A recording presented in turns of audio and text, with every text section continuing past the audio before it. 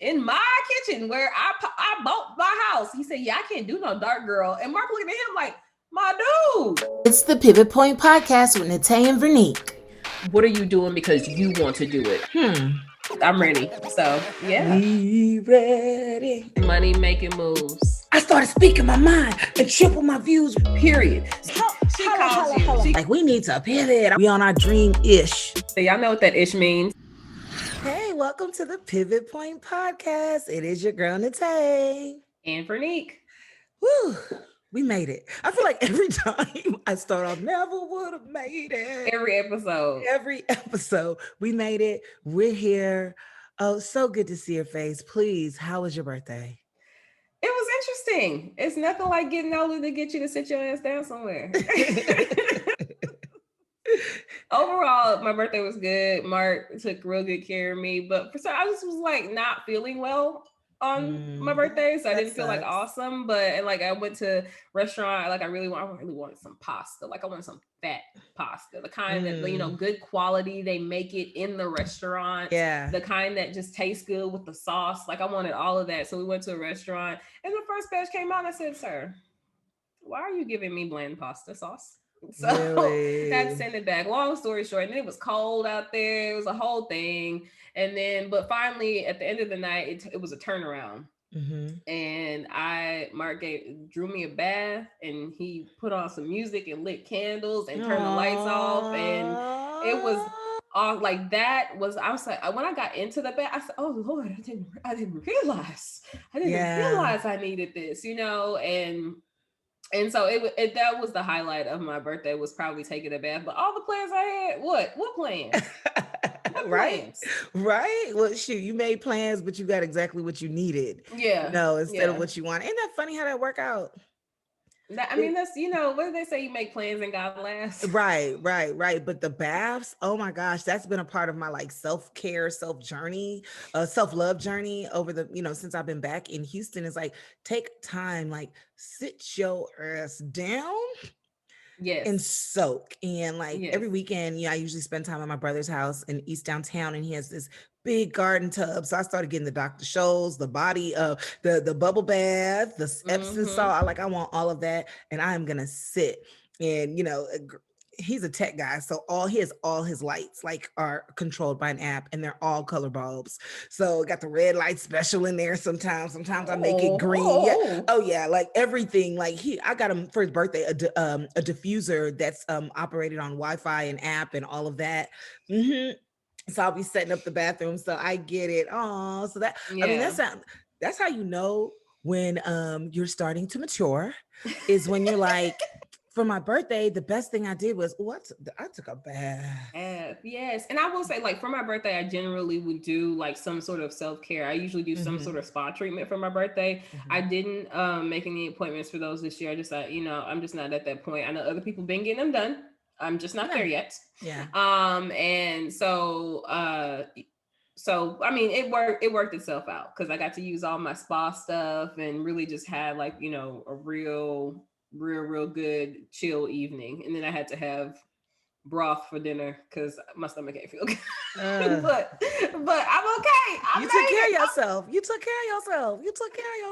Yeah. I mean, yesterday my stomach was like, bitch, what did you do to me this weekend? Because the eating went a little amok, had a little too much sugar. That's my cocaine of choice. Is that imperial sugar is considered cocaine. It is. Like, I mean, like I said, good stuff, so I had to I'm kicking that narcotic again this week. So yesterday was a little rough, but all good. But it's just been nice to like withdrawal. No real shit. The first time I was due from sugar, girl, years ago, girl, I look like a crackhead, and that is not to downplay anybody who has dealt with crack. Like, if you really have a serious sugar addiction that I didn't even know I had, I thought I was just a little emotional eater.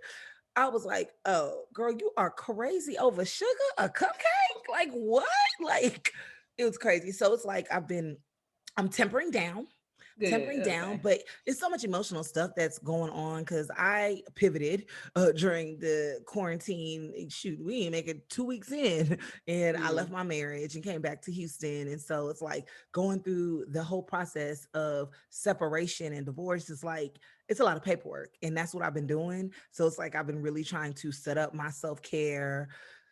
Like I'm about to start kickboxing class because I gotta release some anger, just to set it up. And then I'm giving myself some grace with the sugar. Like it Yeah. just kind of is what it is, and let's just not go a little too crazy with it. And I probably went a notch too crazy this past weekend, and yesterday I paid for that. So we I mean, back. There's consequences when you go overboard, And but repercussions. And yeah, but repercussions.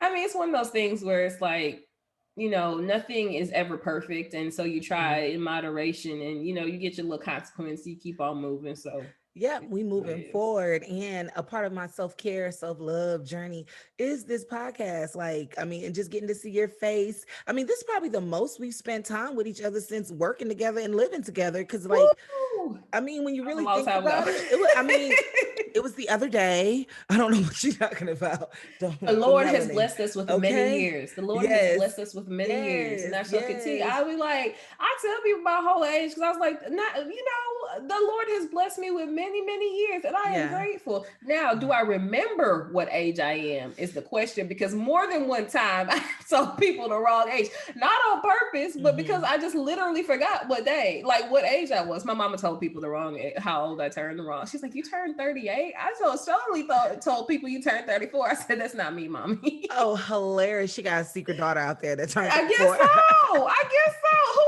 is she? Show your face. I forget my age. I never remember your age. I'm always like, how old are you? Like, I just never remember it. And my agent's like, never tell anybody your age. Even though now with technology and everything, you can see people's ages. She was just like, because you're going to look like this forever. She's from New Zealand. That was a horrible New Zealand accent. But I just love, like, she just get excited because, like, it's the range. Like, sometimes in LA, you do your acting range. What is your age? 28 plus. What you need, you know what I'm saying? Like 28 plus, because Black women look like this at 50, they look like this at 28. It just all depends. See, to me, that's a different question. Didn't ask what age you were. They asked what is your acting range. Oh, To no, no, me, no, that's a no, totally different no, question. no. They asked what your age was. I responded with my acting at range. Oh, I follow. You see what I'm saying? I follow. Because it don't matter if I'm an I actor. follow. It does not matter what age I am. This is the range I can portray. Amen. Amen. Amen. Amen. Now, okay, so the Pivot Point podcast. So, the biggest pivot that happened, that's everybody's been talking about this past week, of course, is Prince Harry and Meghan Markle stepping away from the royal family and sitting down with the GOAT, the OG. I mean, I was just sitting there taking notes, of course. Yeah. The amazing Oprah Winfrey, because she's so good. She's so She really is good at asking good. questions. She's good at asking questions. And then another thing, as I've been producing, at the Real Talk Show, and then just watching Oprah, but in between, this all has been going on for like what, 4 months, 5 months, November, December, January. Yeah, like 5 months. I realized I really miss the long form interview format. That is what I truly, truly enjoy, is the long form, because you can take your time. You don't have to, I don't want to say hit people over the head with a million questions immediately, but it's like, first you got to establish some kind of trust, meet people Yeah. where they are. We're going to talk about some good things, some happy things, and then we're going to get serious. And then I'm going to have to Yeah. follow up on some of these other things you kind of let slip out, because Mm-hmm. oh yeah, you said that, but I might not get you, and like to have time for that. So they sat down for 3 hours. And she Oh, and then an hour and 20 minutes to okay. make air. The other hour and 40 minutes was all commercial time that was being sold for, like, I think $350,000 per 30 seconds. So you spoke about the long form interview, like that's all I know, because Yeah. as a prosecutor, that's what we Yeah. did, and it's all a setup. Like it is the way that in which, like, and I learned from one of the best prosecutors in the state of Texas. I didn't know at the time that he was, but I feel blessed to, especially when you do like a cross examination. It's always like, oh, okay, so tell me a little bit more about that. Yeah. So you went down the street and you did such and such, and then you circle back around and be like, hey, remember when you said you went down the street? Ding, ding, ding, ding, ding, ding. And so it's a beautiful dance that may, I think, at times seems I think for people who may not have been in, like, that have done a long form question and answer type thing, they may be like, where are we going with this? Like, where, like, when are you gonna ask the stuff that I want to know? And I think the way that Oprah does it is very much like, okay, girl, so what else? Tell me some, ask another question. Oh yeah, which is a funny thing I noticed.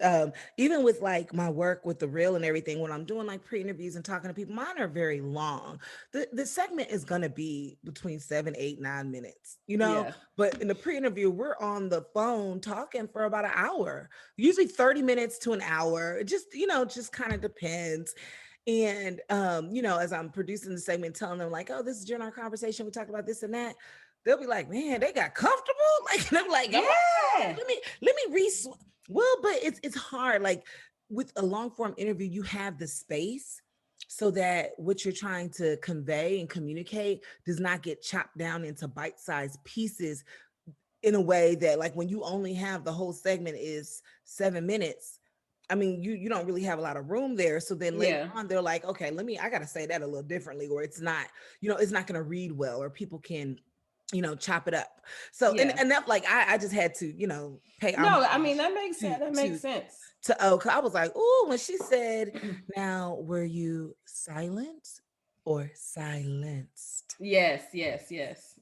It's like, Yeah. just wanted to just throw, like, that's the Yes, ooh. yes, yes, yes. That was good. That Yeah, was that good. that that was really good. And I mean, and then Megan and Harry, I mean, they're G's with answering questions and responding, Mhm. because when Megan said the latter, because what you don't want is a clip of you everywhere that's saying I was silenced. You Yes, don't want yes, that. I was like, yes. oh, I was like, oh, this is good. How's she gonna answer that? Well, so funny because like when I will say when I first started watching the interview, I was like I kind of rolled my eyes because I will say like to me Megan kind of comes off a little disingenuous, but I don't Mhm. know. There are a couple factors to that. Let me preface it with now somebody goes take that clip. Megan sounds disingenuous, whatever. But she comes off that way to you. Everybody ain't gonna like Yeah, everybody. no, yeah, no, most definitely. But no, I said And at you don't first. dislike her at first.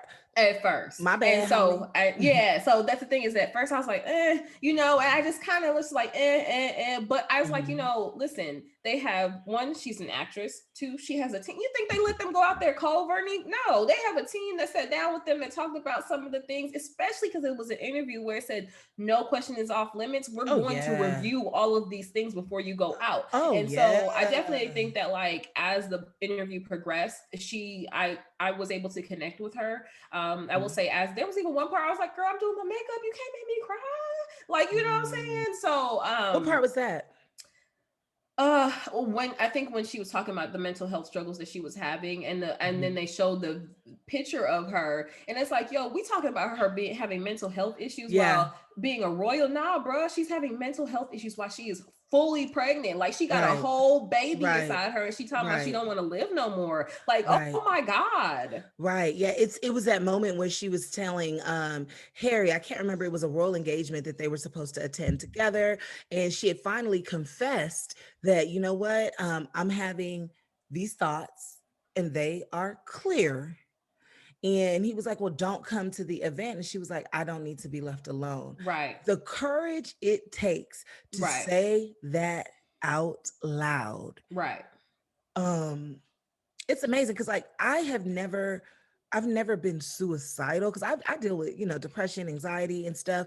But one of the biggest hurdles I had initially when I would share with people, especially when I first moved to LA and was just trying to, just everything was just different. Even how I left the box, like everything was just, I was broken. I was broken, Mm-hmm. Mm-hmm. and Yeah. I would try to tell people how I felt.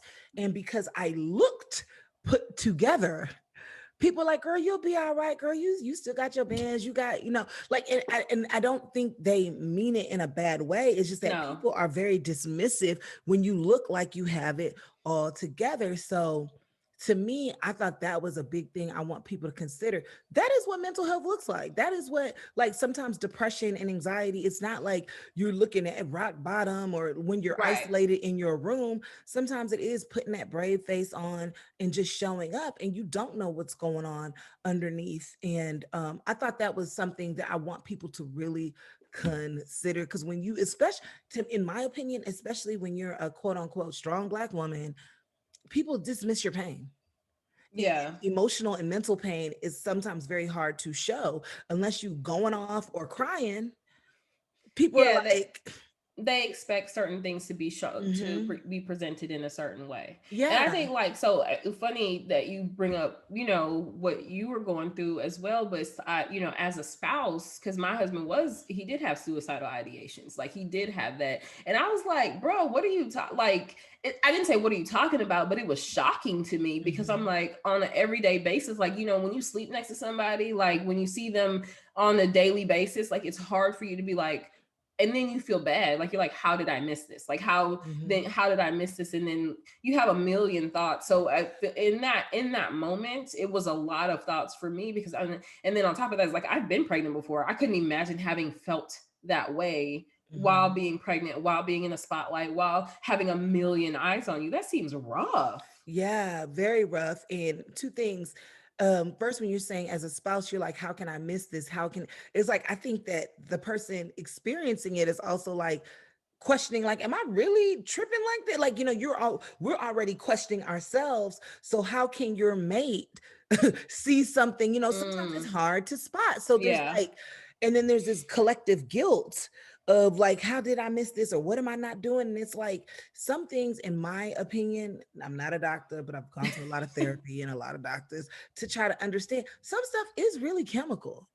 Oh yeah, Like, yeah, it's really chemical. And that's one thing I had to learn for myself. Just a quick thing, like, turns out I deal with Hashimoto's thyroid disease, which because for a while in LA, I was like, girl, why do you not care about anything anymore?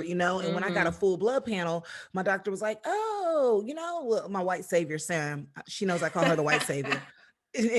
Anyway, that's for the one woman show and all that. But because she was the first one that listened to me, because I went to her and I said, look, I can't put more than 2 to 3 weeks together. I just can't. Yeah. I've done 2 years of these therapy programs. I'm doing the affirmations. I'm in a 12-step group for sugar. I'm walking, I'm hiking, I'm journaling.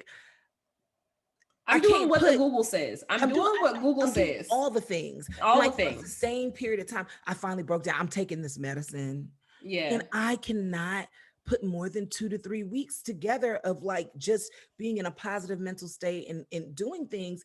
And she was like, well, let's just do a full blood panel. Turns out I was severely vitamin D deficient. And I was also, which controls your hormones and your mental capability. Also, my thyroid was like attacking my body was attacking my thyroid, basically. That's what the Hashimoto, where it wasn't working. Your Hashimoto, I mean, your thyroid is your hormonal or mental. Doctors, forgive me. My verbiage right now is horrible. It's been a while since I've, People got Google, the terms. Girl. People got Google. They figure it out. Hashimoto's is GOOGLE. Read up about it, which I want to talk more about it, because I didn't see a lot of Black women talking about their experience, because a lot of people don't know. And it usually takes 4 to 5 years to figure out. But anywho, that's when we learned, like, my doctor was like, my white savior Samantha was like, there wasn't any amount of affirmations you was going to do to make you feel better. Right. There was nothing else. Like, you have a chemical imbalance. Right. And so then when I got that good cocktail together, when I got the right cocktail in November, December of 2019, everything changed. Yeah. And now I'm in Houston, selling houses and producing TV, building up my empire again, because it was like the whole world. Like, you had to figure out what chemical it was. You had to figure out what was going on, but you took care of you. You took care of you, just like Megan and Harry took care of them. Like, absolutely. Like you go get help, and you keep going to get help until you get the help you need. Like, you have to keep asking. Mine was like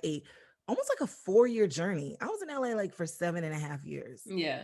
4 years was trying to figure out, girl, what in the hell is wrong with you? Why are you so depressed in the city you've always wanted to live in? Oh, which feels like a lot of wasted time, blah, blah, blah. But it is what it is. We figured it out. Everybody got to get a journey, but your journey influences a lot of your work too. So like it'll be like, just like it'll be interesting to see how your work is now influenced by your journey.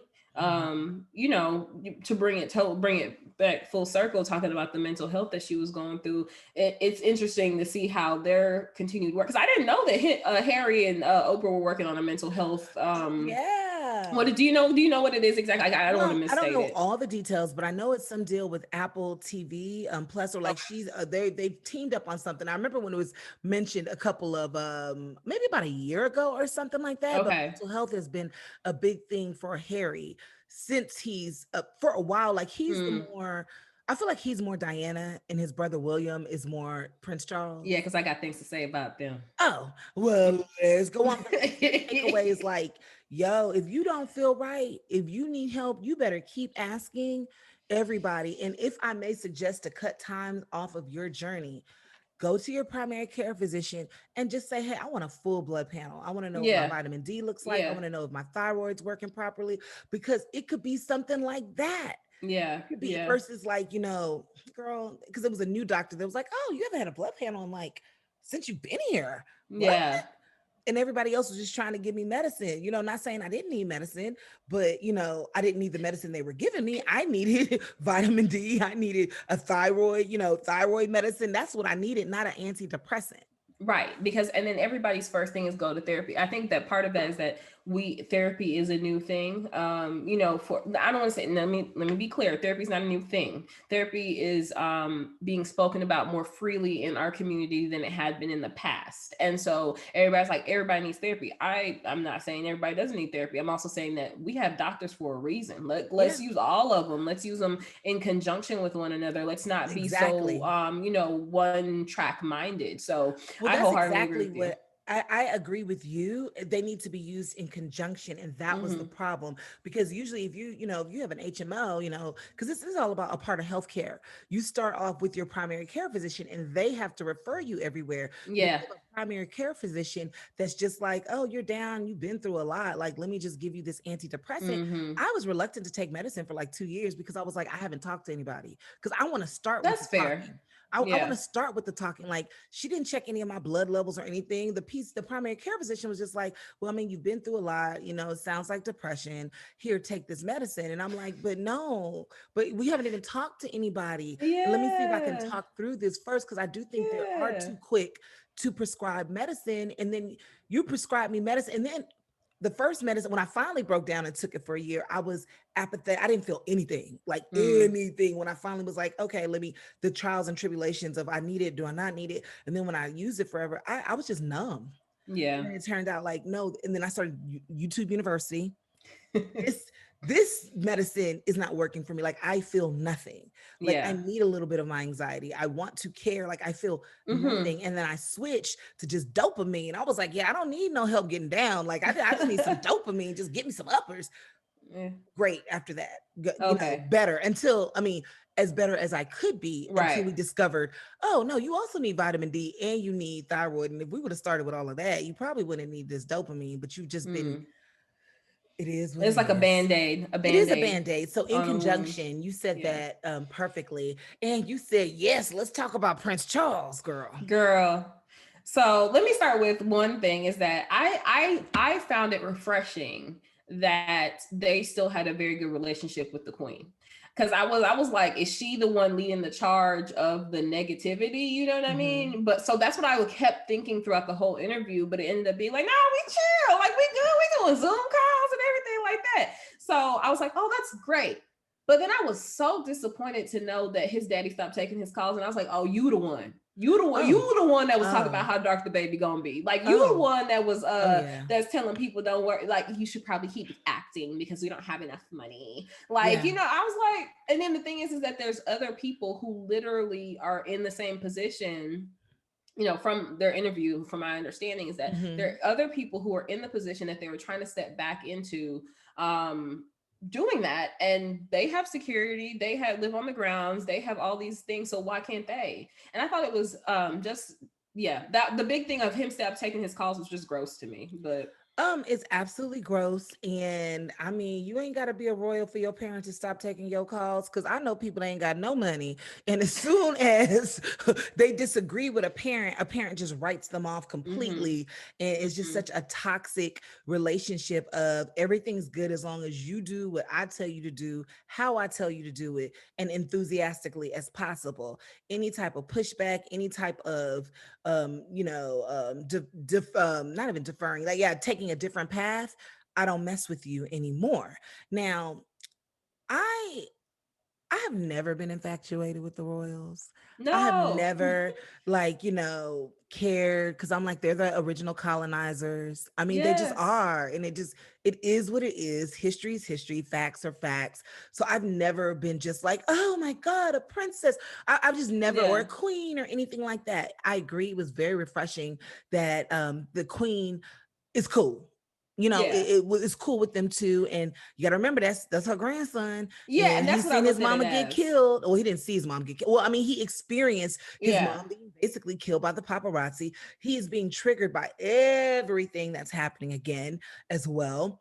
But also, you the queen, and you still are listening to me. The firm and the institute, all that stuff is the same, because Yeah. anybody can do what they want to do, because she's the queen, but yes, she listens to her advisors. Oh So yeah. it's like that line of, if you want to change and rock the boat, you can change and rock the boat.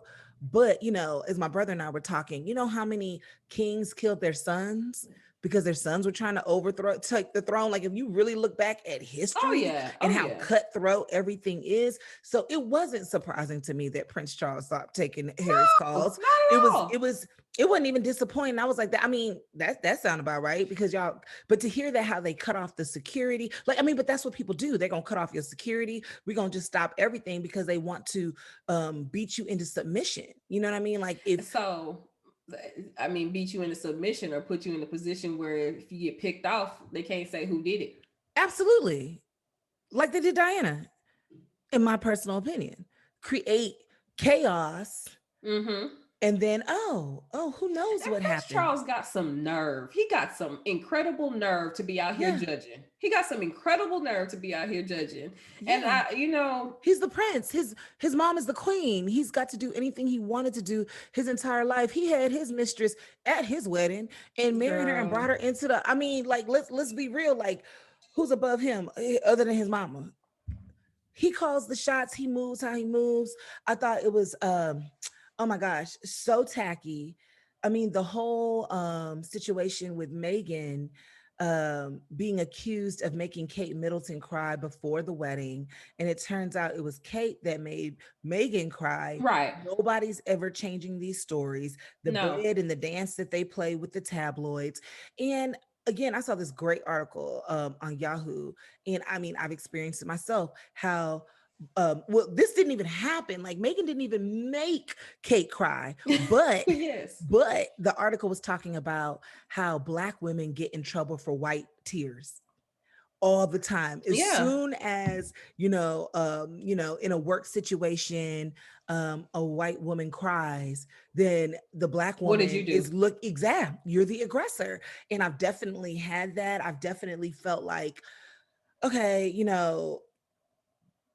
crying has been used to weaponize and like that, like, play victim. But the fact that it didn't even happen and nobody said anything, but that is what the palace, like, they do a whole bunch of, like, if we just don't address it, it will go away. Right. But there's, I mean, of course there's racism in the UK.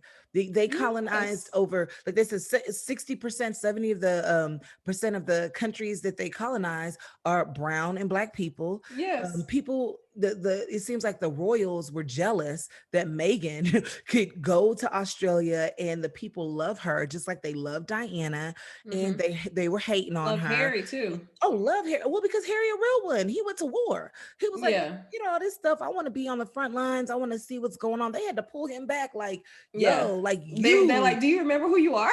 Yeah, like, because if anybody knows exactly who you are, this is shut down immediately. They blowing up everything. Yeah. So he's a little bit more real. He knows what's kind of going on, because when you stare death in the face, I mean, you can't, in my opinion, once you've dealt with death, especially death of someone close to you in your that Mm-hmm. you had a relationship with, Mm-hmm. you have two lives. You have the life you had when they were here, Mm-hmm. the life that who you are after they've passed. Yeah. Those are two distinct people.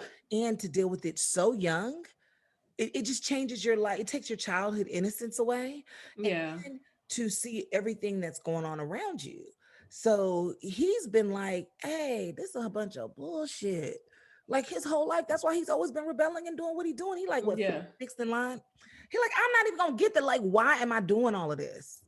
And I loved not loved, but I appreciate the fact that he called it what it was. He Yeah. is like, I was trapped, and my brother and my father are trapped. They And they don't don't want know that. they're They don't trapped. know it, but they are trapped. And I was like, if you break it down to what it is, the basics of what it is, because I'll tell you, I was shocked when Megan said when they came to the U.S. was the first time she saw her passport, girl, her keys. I said, oh my Lord, I had not. It didn't occur to me. Like obviously, when she said it, I'm like, of course. But it didn't occur to me before then that the woman had not touched her own passport in years, you know? I guess I just that wasn't that shocking to me, because when people make a certain amount of money, they have handlers that deal with all of that. Even like, the artists and stuff, like, like you're not booking your own flight. Like you have somebody that Oh has all those things. But the fact that, I mean, the artists and people, they can just be like, hey, I want to see my, whatever. And that she just no. I couldn't don't have think she had an access to. option. I agree. I agree that she didn't have options. So I wasn't necessarily like, I agree with you on the handlers Yeah. and all that, because you normally have people that take care of stuff like that. The thing is that she didn't hire these people. She didn't put Oh. those people in place to take care of her, and she Mhm. kept on thinking she was being taken care of, and she wasn't. Oh, they were And they were so gaslighting 101. We're going to listen, protect you.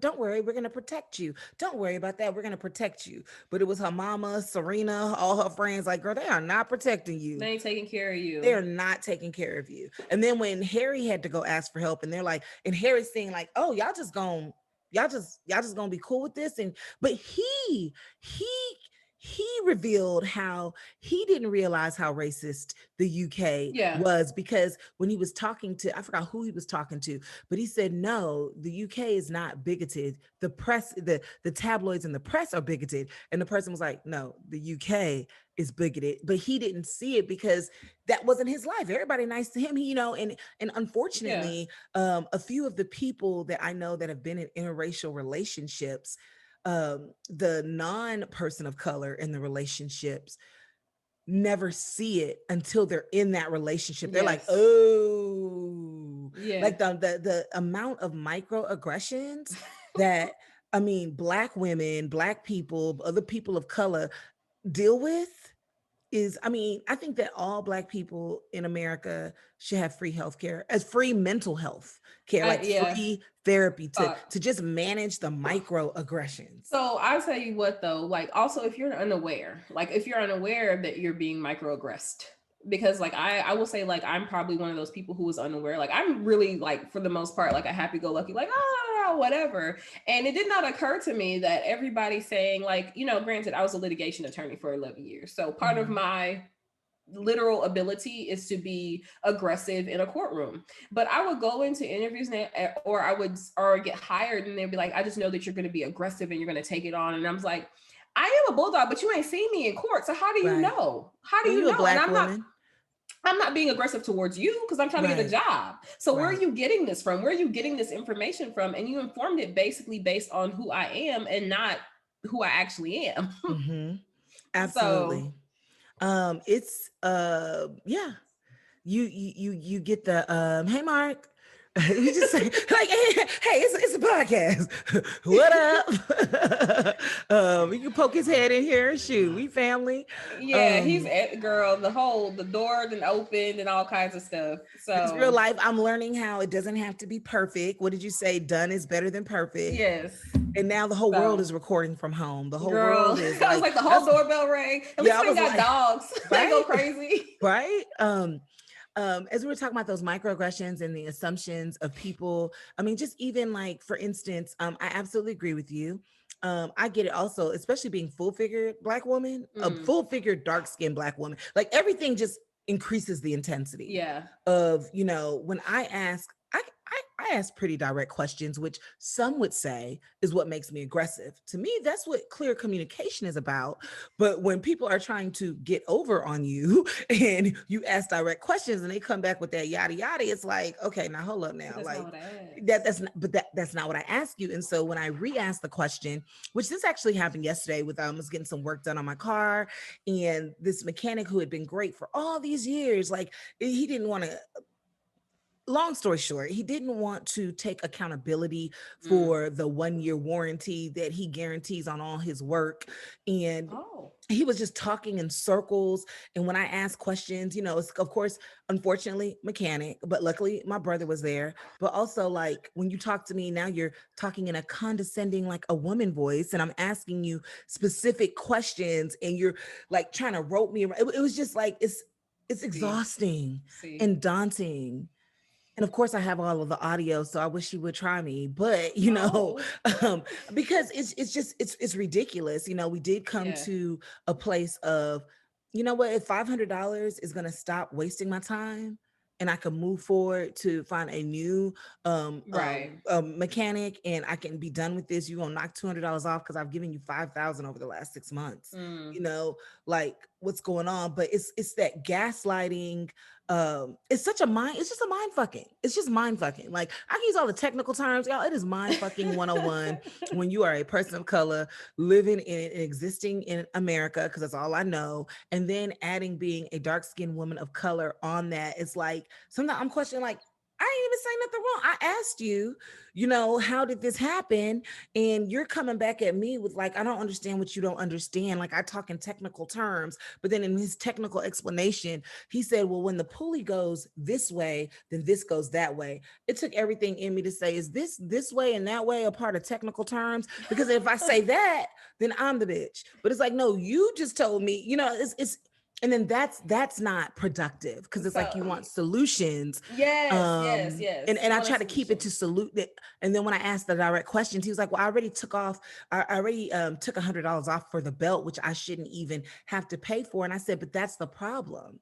You said you guarantee your work with a 1-year warranty. You the one that changed the belt, the driving belt. I've never had a driving belt just pop. This was 6 months ago. The That's fact that you're crazy. like, I took it off, but you don't think it's your responsibility, you're telling me you're not a man of your word. Oh, that's making me sad. I said, I'm sad too. I'm scared for Yes, you.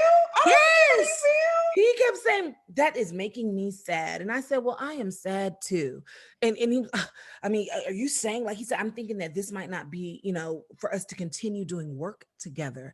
And I said, Sure. you're You absolutely providing right. a I agree. service. That's exactly why we're having this like it exhausting and so when you're So doing that everywhere you go, that is why I feel like it's just exhausting, and all Black people need to get free mental health services at all times and they get to choose the mental health provider that they go to, because that's a whole nother thing. Because my yes. first time going to a therapist in Texas was horrible. It shut me down for another like 8 years. Horrible. We Horrible. finding proper mental health care is also daunting and Yeah. exhausting. Like Exhausting. Because you but have to I will keep ripping off say, that band-aid, because you have to be keep honest trying. as to why you're there. Yeah. Yeah. But I will say this, the beauty of the pandemic, as much beauty as we can find in it, is that Yeah. they've opened up the ability to do virtual sessions. Because I will say part of having to find a therapist in my past was like location. Like, you know what I'm saying? Houston is literally 10,000 square miles. Like it's huge. I looked it up recently, but like it's huge. And so it's like, yeah, if I found a Black female therapist, which is exactly what I'm looking for, but Mhm. she's in Clear Lake and I live in Sugarland or Katy, like that is implausible. It cannot happen Yeah, unless unless we're you just seeing move each to other. Clear Lake so you can be closer to me and my family until I leave, and then we go back downtown. I'm just Yeah, joking. I'm But you're just saying, like, absolutely right. You're absolutely unless right. unless I'm going on a Saturday morning or something, like it just doesn't make sense. And Mhm. so but the beauty of the virtual life now that we're living is that we're able Man. to actually do that. And so I will say, like, as much as if we can find some like silver lining, that I think is one of the silver linings, is that therapy has opened up the doors. Now we're talking about it more freely, and now it's more freely available. Yeah. Cost is still something that needs work, but I can't be mad at these people who went to school for a long period of time charging what they need to charge, because they need to recoup. Well, also, I mean, there are a lot of accessible Oh yeah, options. yeah, yeah, The yeah, issue is, and I'm just a persistent little mofo, you know what I mean, is that you got to do paperwork. And I'm a paperwork gangster, yeah, because you got to do the paperwork. Like, my healthcare and my therapy in LA was all free, because yeah, I was in just so much pain, and was just like, no, this ain't me. this ain't me. Like I remember who I am, but that girl isn't showing up. That I'm like, no, I need to ask another question. I need to ask another question. I need to keep changing providers. I mean, it shouldn't take all that work. Yeah. Unfortunately, it took a lot. I mean, when I went to my first therapy appointment at the, the whatever the local mental health place was, and this is for, unfortunately people that are like, it's a spectrum. I'm in Mm-hmm. there looking like ain't nothing wrong with me, and you got people that are literally in withdrawals or off the street, but we're all at the same place. You know what I mean? Life is the great Yeah. Yeah. equalizer. Yeah. Will humble your ass, and yes, Yeah. I need to be here because I need help too. When I finally sat in that office, which probably took 9 months, almost to a year of just paperwork and getting referrals and this and that, da da da da, I cried. I said, I just can't even Mm. believe I'm in here. Yeah. I Yeah. A lot of cannot work. believe I am in here. So it's definitely a lot of work. Now I know Yeah, I think people. that's your Go ahead. I feel like that's your campaign. Black folk need free mental health No, care. we do. We should absolutely. I mean, the amount of, we know, and we know and have experienced systemic racism our entire lives and have been gaslit to believe that we're just making things up. It's not really happening. And then Yeah, yeah. unfortunately, again, the unfortunate televising of the killings of Black men and women. Again, fortunate because now it's on camera, so you can't deny what you're seeing, even though some people still are. Oh yeah. Unfortunate because the fact that it's even happening. But like the news, I had to shut down TV because that's PTSD from, I can't keep Yeah. seeing that on the I do not watch news. those. I like Yeah. I people know, do not send that to me. Yeah, Do not send that likewise. to me. Mm-mm. I can't, cause I can't, y'all, I don't do good on Bourbon Street in New Orleans because it's hard for me to party and it's a homeless person standing right outside while I'm trying to get my hand grenade and Yeah. stuff. Like it's hard. Yeah. It's just hard. Yeah. We know all these things are always going on. And this is why I didn't do news, because Yeah. I mentally and emotionally cannot handle that, but I do want to help work towards a solution. And like after that, it's like I do need to like sit and talk to somebody, and you think Yeah. of, especially, we all know you got a Black mom, Black brother, a Black husband, or a Black father, or Black Yep. friend. Like it's crazy, Yep. and so you don't want to live in fear. So it's like you have to personally monitor just how much of that type of imagery that you are Mm-hmm. intaking at all Mm-hmm. times. Oh yeah. Now, what we need to talk about to take us, back to the royal exit, the skin color conversation. When, Megan said, some people were, mentioned like, well, how dark would he be or what skin color he would be. That was not surprising to me. No, because my first thought was, y'all know y'all been You said, right. No, y'all you're right. y'all colonized and raped a whole bunch of Black folk. Y'all probably got a good idea what the skin color gonna be. Yes. Are we serious Yes. right now? So not at Yes. all surprising, not at all surprising, and that's why. But I've heard, like, in my mind though, because they were obviously like, we're not going to necessarily share who said that, and the fact that they even started having that conversation with, I think he said before they even got married. I was like, y'all. Yeah. So to me, it was almost the long game, like the long game, like they beat them into submission in a way. They wanted them to leave. They wanted to put them out of the Absolutely. situation. They wanted to keep on. They started from the very beginning and said, okay, so one, he's not going to have a title. And I do remember the tabloid saying, oh, they've chosen not to give him a title. And I thought that was so odd. So I was like, why would they do that? Well, interesting enough, because I've been reading up on all of this, because it's like it's in the details. So whatever type of, however they do the naming of who becomes royal and who does not become royal and blah blah blah blah blah, it is in writing. It is in writing that technically, William, the only one that's supposed to have a royal title, is technically the eldest son Mm. and the eldest son's son. Okay. So, but Queen Elizabeth said, you know what? I'm gonna make all your children, William, royal. Mm-hmm. Now, technically, Prince Harry's descendants aren't don't have to be royal, But now, and in the bylaws of whatever that document was, because I did go pull it up, it's in there. But that's why they were saying, well, all these things that y'all have not enforced before, now you want to enforce them. That's where that was. Like if Queen Elizabeth made Prince William and all his kids, I mean, his eldest son, that was supposed to happen. But then she said, okay, Princess Charlotte, the other babies or whatever, they're going to get royal titles too. Now with your second grandson, who, yes, he is supposed to have a royal title. Meghan should have a royal title, but their children don't necessarily have royal titles either.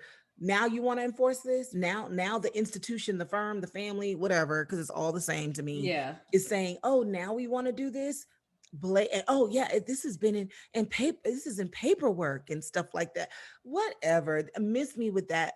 But I will also add in, because colorism has been real since the days of enslavement. Almost every culture deals with colorism. The closer to Euro centric you are, that is where you are more widely accepted. That's in all cultures around the world. Yeah. We're still having that conversation here in Black America.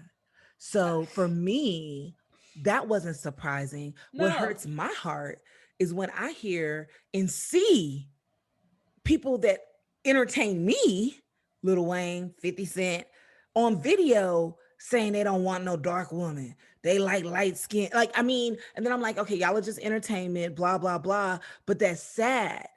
And that's why other people, I mean, colorism in the Black community is huge. So I'm like, everybody don't clutch your pearls that they did it, overseas, because they've been doing it. They helped invent it. And we do it to ourselves. Yes.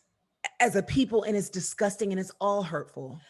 So I agree that it's hurtful, but I also think, because the whole hurt people, because I'd be absolutely. Like, so what is it like? What is it about a dark woman? Like, there's nothing that about skin tone automatically makes a person a person. Like, there's nothing about that. So like, why? I was like, oh, somebody, that's so sad that you don't want a dark woman. Like, what's wrong with you? From what I've heard, and I've heard of men tell me directly, and then when you do comedy and you be around a lot of men and they just tell the truth and stuff like that, someone like, it makes their life easier to have a light skinned woman, because that's what's more accepted. That's what the trophy wife is.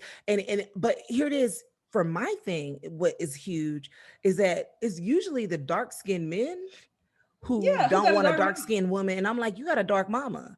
So do you hate yourself? And like, how do you that's separate? What I say. That's why I'd be sad. And I don't want a man that hates himself. Yeah. I mean, I'm like, I don't want a man who hates what his mama looked like and hates what he come from, because you needed a dark-skinned woman. Like, isn't it something in the Black community? And this is just us, separate from that, because I feel like sometimes another thing that the Black community does is like, well, we're not talking about us, we talking about them. You know what? I think that we're smart enough, wise enough, multifaceted enough to have two conversations.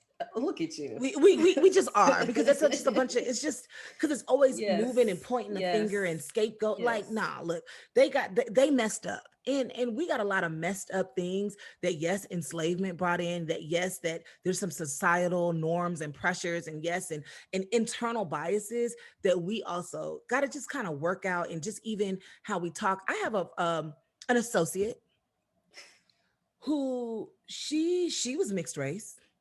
Mm-hmm. Her child's father was chocolate, and he was like almost like, looked Indian almost. Mm-hmm. like Black Indian, but he's Black American, but clearly has a lot of Indian in him. Mm-hmm. And while she was mixed race, Black, white, and the father was more Creole.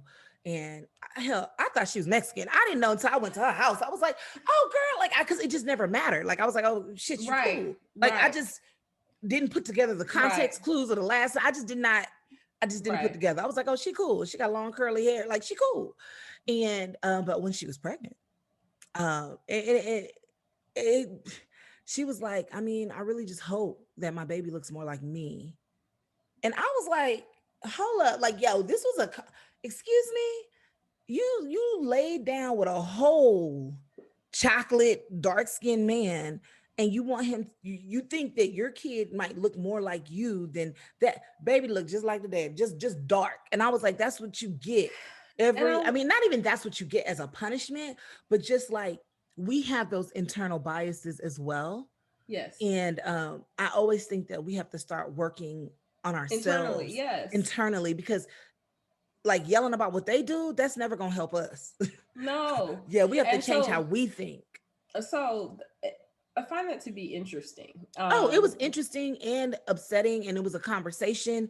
And we're not as close as we used to be, but there was other infractions of, oh, what really came up. Oh, you really think that light skin is better than dark skin? Like, oh, okay. Like it really, really like started like, Yeah, oh, I mean, it's a lot of societal stuff that has yeah. made people behave the way that they behave. And I feel like until people are actually willing to confront their own biases, like we're still going to be in the situation that we are. I remember Mhm. somebody said, but you got a light skinned baby. And I said, my who? Because it never occurred to me that my daughter would even be considered light skinned. And so, but I was like, but I also be like, yeah, but her legs the same color as me. So eventually all of this gonna match together We is don't what I know what's thought. gonna But happen. We don't know we don't what's know gonna what's happen. I just thought it was I was like, this that you got a light skin back? I was like, huh? It was But just what's shocking to me. I had like it never even crossed my mind.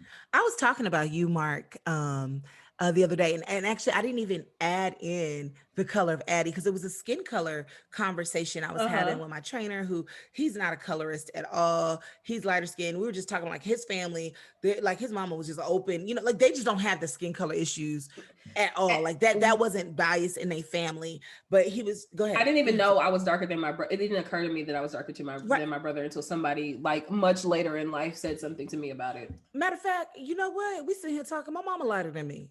My mama is like a few shades lighter than me, and so is my brother. Kind of too.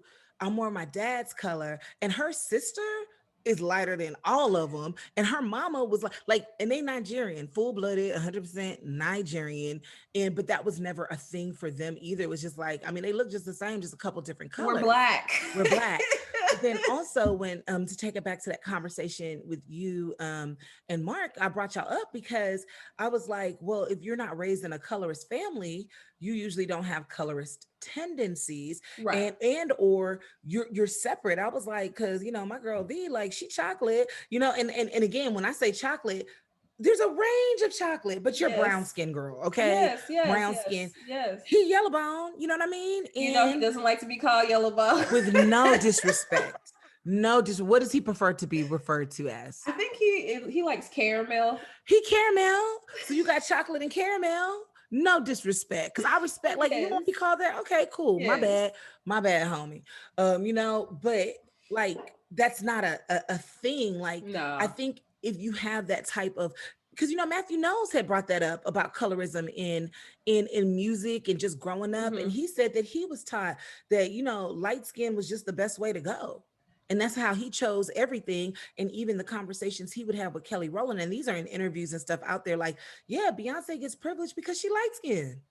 She is. Now, she's dope as hell as a performer and she works Yeah. hard. We won't take any of that away. Yeah. But also, that's what more mainstream likes. And if you look at some of the darker skinned entertainers, that they're just not even going to get some of those looks. Unfortunately, I don't know all the details, but I mean, it's very apparent, when you have Yeah, and so I think speaking of, I think that Beyonce has actually gone out of her way because there's a video Addison loves out of the Black is King, the My Power part of the video, and every dancer in there is a dark skinned woman, and it didn't occur to me like until I was just watching the video, and I was like, Beyonce standing out real light in this in the dance parts, and I realized I was like, that's because everybody in here is dark skinned, and I think that she's like, yes, it's my thing, but I am showcasing other women that look, that are in she's an our ally. diaspora. Yeah, so she now what I recognizes will what it say, is. she recognized what it is. She benefit from it. She's an ally. That's all that she can do that's within her control. Brown Skin Girl, Right. beautiful song. I do think that, well, I mean, there's a lot of different things here, because NDRE had brown skin. I love my brown skin Yeah. back in the day. She's not on the same level as far as popularity rise Right. as Beyonce, but she's very, very well known. Yes. I do think that what I've seen, not saying it's facts for everything, that a lighter skinned woman singing about brown skin has more of a a main society appeal than a Yeah. brown skinned woman singing about loving her own brown skin that has more Afro centered features too. So, I but that will goes say back there's to your something. previous point of privilege, and but I you know, agree. that goes back to your previous point of privilege. So, like, it's one of those things where I think it, you know, everything takes time. I heard, Yeah. you know, Benjamin Crump, the attorney who's been the attorney for like a lot of different, you know, families that have been affected by, you know, you talked about the Police killings of Black men, brutality. Hmm. and so he said it's just been, you know, 60 years since we've Yeah. been able to even sue for this. So Yeah. like, you know, like let's be, you know, we have made some strides. So you know, it's just a matter of time. It sucks that we're It still does. in this situation and that we're still talking about this. I'd be real sad for these dudes that be like out here.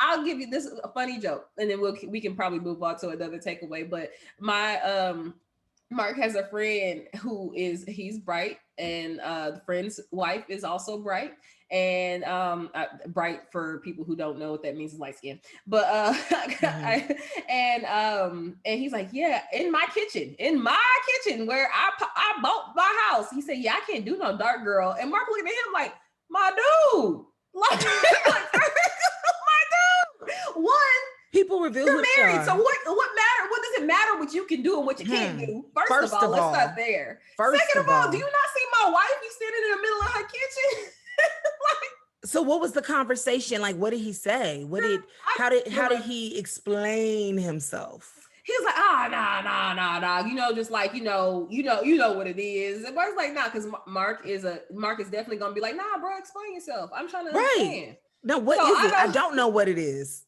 I don't. Sorry, give me some more context. Like you Mm-hmm. know, but so I don't remember exactly how the conversation went. That's just because we usually stop the joke at that point because it's like, are you for real? Like you really just say I can't do dark skinned girls? He's a Yeah. nice guy, but I just think that some people are really daft in certain areas. Oh, okay. Go ahead. Google Daft for me. Shoot. Hold up now. Hold up now. I ain't been reading a lot of books now.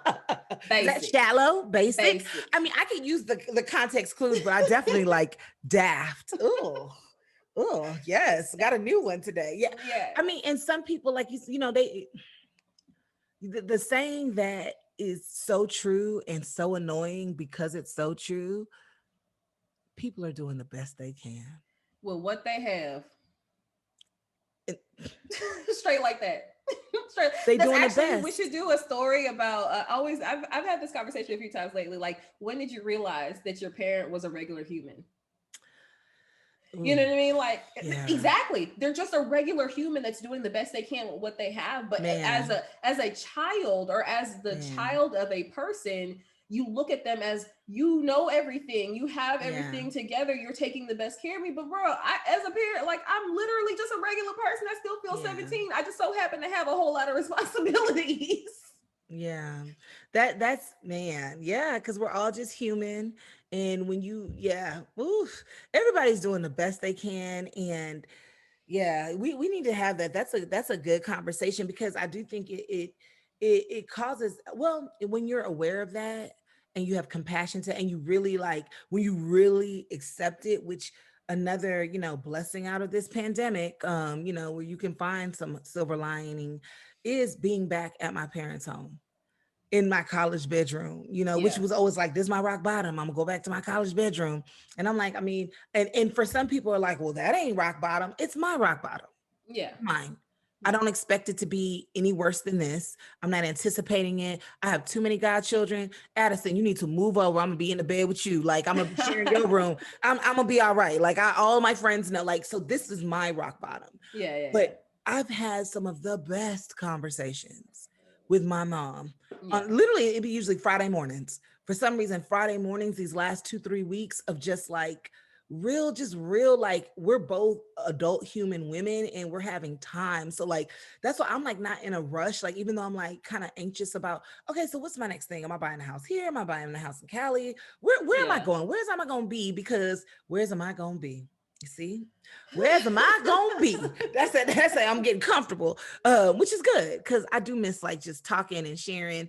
But I'm like, man, I am trying to my best to appreciate and savor this moment Mm. because I mean, I was gone for 8 years. Before that, I had been moved out, when I'm 22, 23, but just literally like sitting, talking with my mom, having moments with my dad, talking and, Yeah. just getting to know them as a woman, as a grown ass woman now, and like, wow. So As a I've been person, they're just people. doing the best Hmm. they can. And then, as people, you start reflecting on your life the older and older you get. So they're in very reflective modes. Hmm. And I'm learning from their reflections and sharing, some of my thoughts and some of the things, you spend your adulthood getting over your childhood. Like, oh, okay, well, this is what, why this happened, or this is what I thought at that time. And now, Hmm. like, because they're doing the best you can. I remember my mom when I was like, a couple years ago when I was like 25 or Hmm. 26, a couple years ago, um, she was like, she was literally like, we just did the best we could. Yeah. We did the best we could. We didn't know anything. We came to this country just trying to have something better. And we just did our best. And every decision we made for you or told you is because we thought that was what would be best for you. Yeah. But now, I mean, like, you grown now. And so even though I might have my opinion on what's best for you, like, you're the adult. Yeah. Like, so We you have. can keep being upset about what didn't happen, Right. and or you can, use now and move forward. So Yeah. Yeah. to everybody moving forward, right? To everybody moving Yeah. forward. So to wrap everything up, the royal exit, I think we both agree that they made the best decision to leave. Man, I say pick yourself and your mental health over everything. Like real Hmm. talk. Like there's only one of you. Hmm. You're the only one that can take care of you the best that you can know how. And I always talk about the airplane strategy. I usually the oxygen mask rule. You got to put your oxygen mask on first, because if you don't help you, you can't help nobody else. Right. So like them taking care of themselves and choosing their families makes sense to me. Absolutely. I absolutely agree. That's what I was about to say. I was going to ask, well, do you think they made the right decision? Girl, Yeah, they made the right yes. decision. Um, to add to what you're saying, if a situation is toxic, Yeah. it's toxic. And I believe, and I've experienced, and I feel like women are especially conditioned to deal with toxicity. Mm. Like, I mean, if we even look at, most religions, especially Christianity, the woman's whole sole purpose of being born was to be a helpmate, like to take care of someone else. So you're automatically conditioned.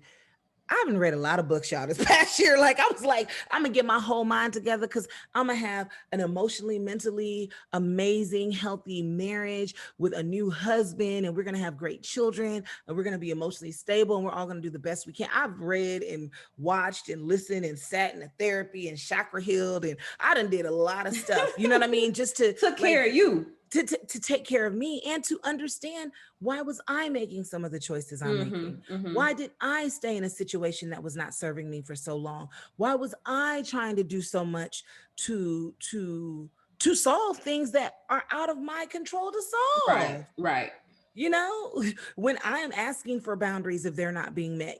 So I'm like, yes, if you're in a toxic situation and you have tried to put in boundaries, like I try to do the whole boundary thing. The real boundary was, oh, I need to leave my marriage, I need to leave this relationship. Yeah. And I was trying to make it every other thing, because we'll keep working on it and working on it and trying and this and that, like, I mean, especially if you're a person who is an achiever. It's like you got good work ethic. You know what I mean? Well, let me work on maybe if I just work at it a little longer. That's also in that book that I've been reading. Women Who Love Too Much When You Keep Hoping and Wishing They Will Change. Robin Norwood, pick it up. Like, Yeah. I mean, because it's innate in you. Like, oh, I want to fix it.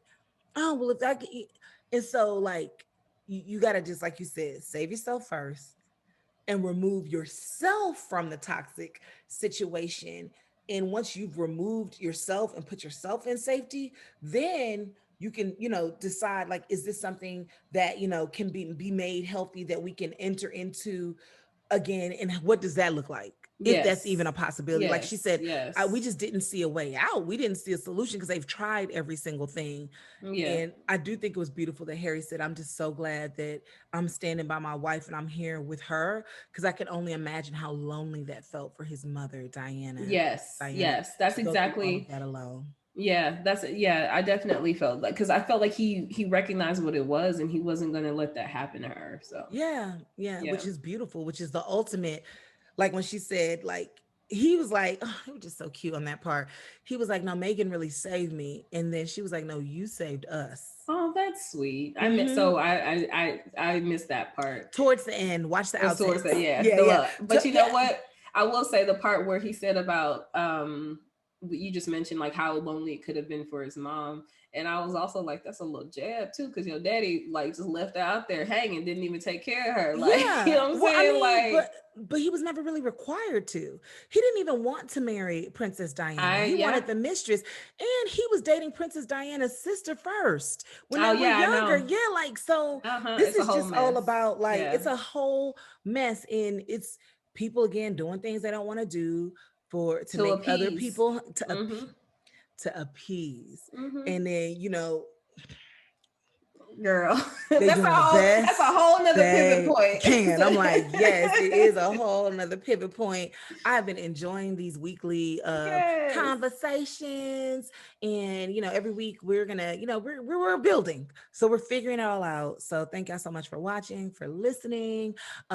Is there a time in your relationship that you needed to pivot? What do you think about the royals? What, let us know. Put that all in there.